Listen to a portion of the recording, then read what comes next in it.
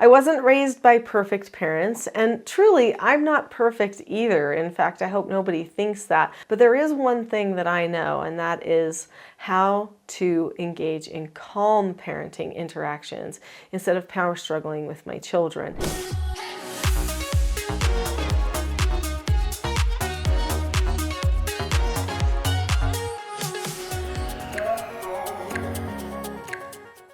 And I learned that because at first I wasn't a calm parent. In fact, at one point I even spanked one of my children. And I remember his look of betrayal as he was like, "Mom, what did you do to me?" He was, like 3 years old at the time. And at that point I realized I just did something I promised myself that I would never do. I told myself I would always know how to talk to my children and how to help them. And guess what? I didn't know.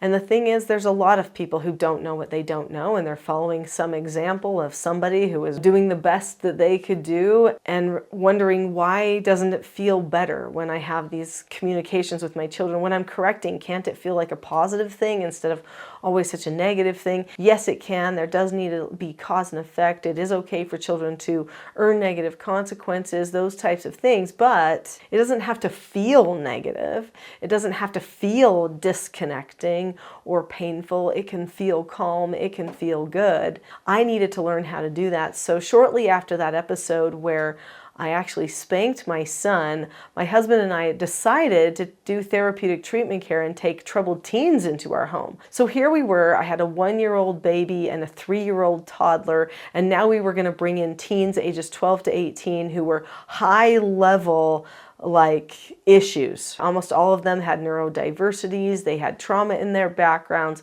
They were very strong-willed most of the time. They had things like ADHD, OCD, ODD, RAD, FAS, kleptomania, compulsive lying, anger control issues, sensory issues, personality disorder issues, bipolar stuff. There was all kinds of things that were happening with these youth, and almost all of them have had honesty issues too. So they were lying all the time, and we had to sort through all of that. So here I was bringing that into my home. Well, it was a really good thing that I engaged in some good training about skills and about behavioral modification. But even though I started going down this road, doing treatment, foster care, and raising my own children with these behavior modification type skills, which were wonderful, I realized it was more than that though. I wanted that child, whether they were a toddler or a teen, to have a change of heart for their life. I wanted them to see themselves as being able to be a calm person. And that meant that there needed to be a culture of calmness in our home. Now, cultures cannot happen in your home unless the parent is willing to live them.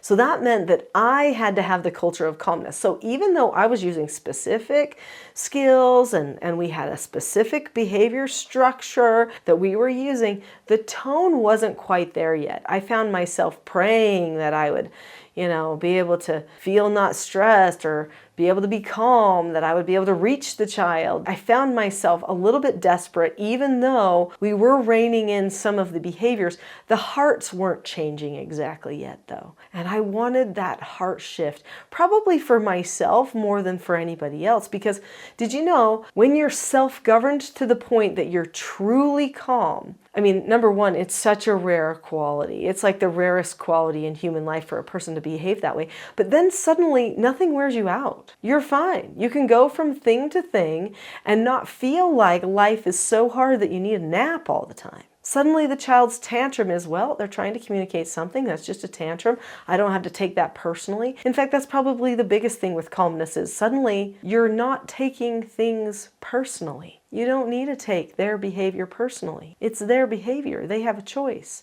And you have a choice about your own behavior. Now, if things are going wrong and you're behaving improperly, that's something you got to do something about. And taking that personally and beating yourself up is probably not going to do you any good.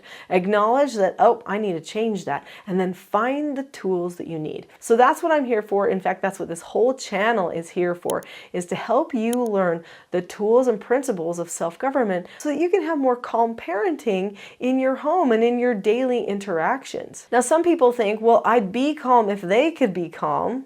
Okay, I understand that because it is difficult to be calm when somebody else is going completely out of control. Did you know that your choice to be calm actually has nothing to do with anybody else's choice? You don't have to be a reflection of whatever behavior is coming at you. If they're complaining, you don't need to complain. If they're whining, you don't need to whine. You don't have to feel emotional just because they are. You can say they're being emotional, they're trying to communicate something, but they're not doing it in an effective way. I can be calm and help them learn what to do. Who am I? What's my role? I'm the teacher in this environment, so I'm going to teach them, right? Parents are teachers, children are learners. I actually have a whole book about roles. Families are not understanding their roles, and when you don't know who you are in the family, then you end up finding dysfunction because you don't end up functioning properly without those roles being in the right place. Calm parenting is absolutely achievable. You're going to want to have a plan for where you're headed. You'll probably want to understand the different types of communication that can really help you nail that calm parenting tone that you're looking for. Now, there's one thing I've got to tell you, and that is that sometimes with calmness, you choose calmness even though the heart isn't fully there yet. And you kind of fake it till you make it. And that's just the way it goes sometimes when you're training your own heart. We all need to know which direction we're headed. We need to know the words that we're going to say. We need to analyze ourselves along the way. And we need to be patient with ourselves too. As we are stumbling along, faking it till we make it, just trust that you can learn this. It can become a new habit for you. The only way to undo an old habit, a bad habit, is to replace it with something new.